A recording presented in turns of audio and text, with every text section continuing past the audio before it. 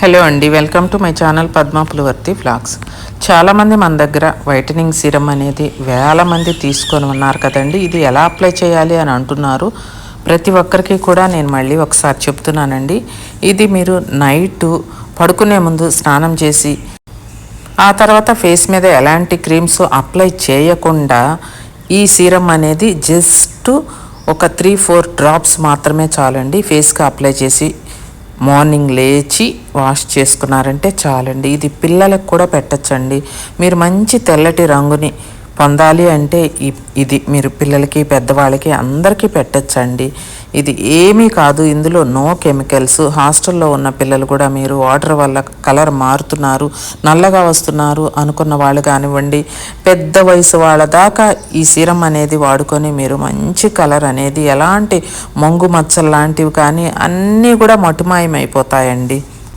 ఒక్కసారి వాడితే మీకే తెలుస్తుంది, వాడి చూడండి.